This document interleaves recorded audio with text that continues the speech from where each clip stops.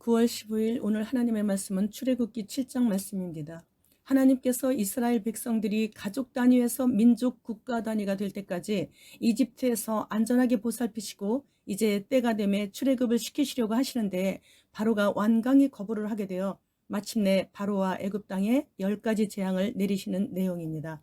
20절로 21절 말씀.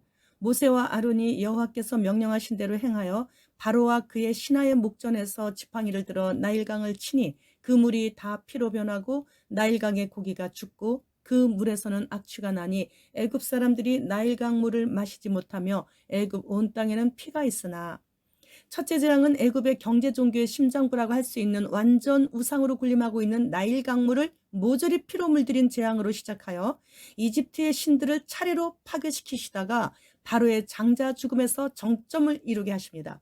15절 말씀. 아침에 너는 바로에게로 가라. 보라, 그가 물 있는 곳으로 나오리니 너는 나일강가에 서서 그를 맞으며 그 뱀되었던 지팡이를 손에 잡고. 나일강이 첫 번째로 피로 재앙을 만나게 된 것은 바로가 아침에 나일강에 나와서 나일강의 신인 크눔에게 제사를 드렸기 때문에 애굽 사람들에게 나일강은 신으로 숭배를 받았던 것입니다. 나일강은 농사뿐만이 아니라 가축까지 번성하게 하고 무역업까지 번성케 해주는 신이었습니다. 나일강을 첫 번째로 치신 이유는 나일강으로 인해 물질이 부여해짐으로 교만해진 애굽을 치신 것이죠. 24절 말씀. 애굽 사람들은 나일강 물을 마실 수 없으므로 나일강가를 두루 파서 마실 물을 구하였더라. 나일강 물이 피가 되니까 물이 썩어서 고기가 죽고 농사는 망치고 가축들은 병이 들어 당장 마실 물과 먹고 살 길이 사라지게 되죠.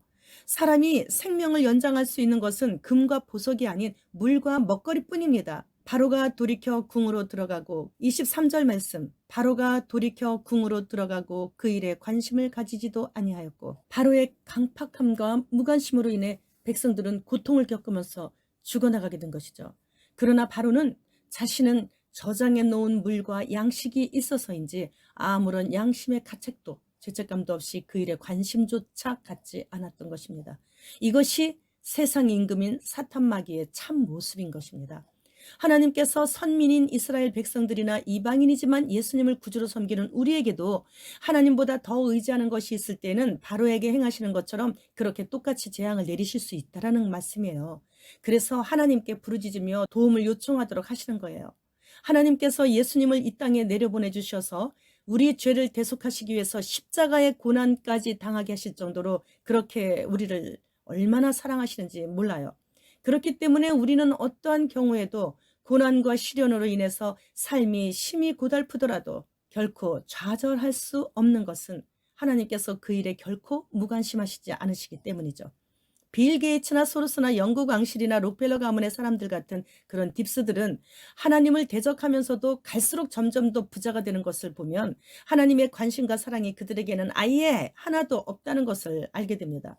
우리들에게는 하나님만이 절대적인 존재이신 최고의 절대자이시지만 이 세상에서의 권세와 이 땅의 물질 대부분을 소유하여 넘치도록 부유한 그들에게는 하나님은 참으로 부담스럽기만 한 존재인 것이죠. 원수 사탄 마귀가 시기하고 질투할 정도로 우리를 사랑하시는 하나님, 공중 권세 잡은 사탄 마귀의 방해로 인해 무슨 일을 만나더라도 두려워하지 않을 수 있도록 성령 하나님께서 항상 내주해 주심에 무한 감사 올려드려야 되는 것입니다. 우리는 주님 고맙습니다. 너무너무 주님을 사랑합니다. 어서 오시옵소서. 마라나타.